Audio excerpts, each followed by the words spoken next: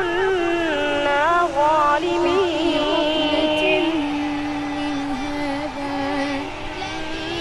إنه هو السميع العليم.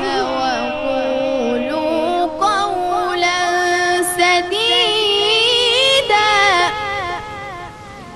أعوذ بالله من الشيطان الرجيم. بسم الله الرحمن الرحيم. أكيد دلوقتي بتسألوا إيه صوت القرآن وليه صوت القرآن بالذات؟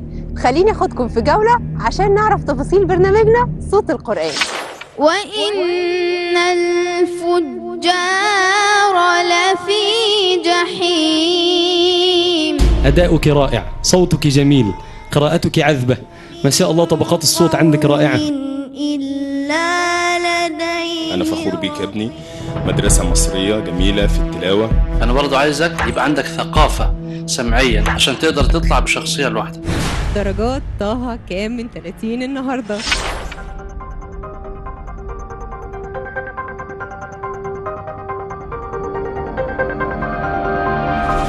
اجتمعت لجنة التحكيم وأعطته 19 درجة من 30 إن شاء الله، ومزيد من التفوق والنجاح. ألا أكون بدعاء ربي شقيا. حافظة 15 جزء من القرآن؟ ما شاء الله عليك. ما شاء الله مفيش أخطاء خالص في وقف الابتداء، تبارك الله. قلت إن هي الأسماء سميتموها وبعدين سميتموها أنتم وآباؤكم. ممكن تقولي والشمس وضحاها. والشمس وضحاها.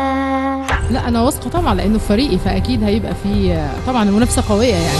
أسماء الخمسة المؤهلين للمرحلة النهائية في مسابقة صوت القرآن الكريم. تحيتهم يوم يلقونه سلام.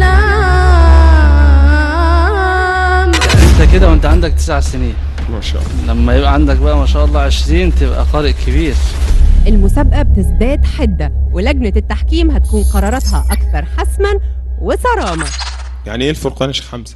الفرق بين الحق والباطل. أحسنت، جميل، ما شاء الله ما شاء الله. سيدنا الشيخ عبد الرحمن، صاحي ولا نايم؟ بالله عليك تصحى. لا أنا هنام لي وأنا ينفع حد ينام وهو واقف؟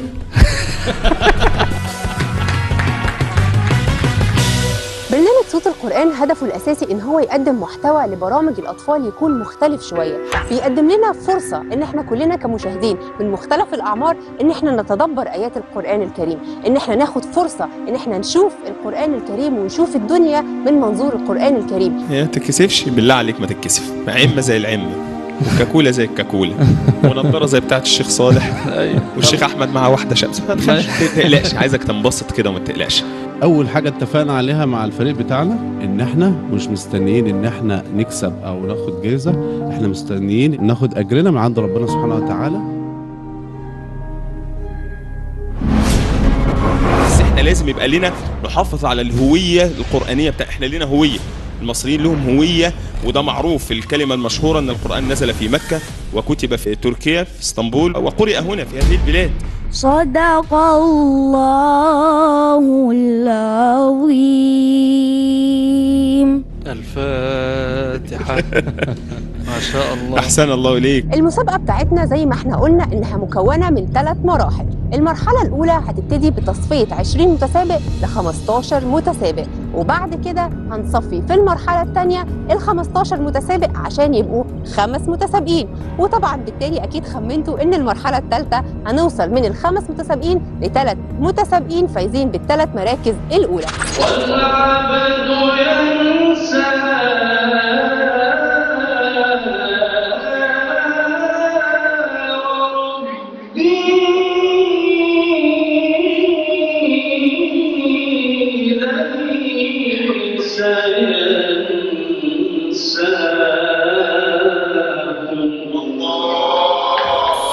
الهدف طبعا الأول إنه ربنا يتقبل إن شاء الله. والهدف الثاني دوت أكيد كلكم فائزين، كل اللي هيخرج برضه فايز. وياما احنا قدمنا في مسابقات وما كسبناش، فطورنا من نفسنا وما زلنا بنطور وما زلنا بنتعلم. فدي دفع عليكم إن شاء الله إنكم تطوروا من نفسكم وتسمعوا كتير تتعلموا، وإن شاء الله نشوفكم في المسابقات القادمة وتكونوا من الفائزين.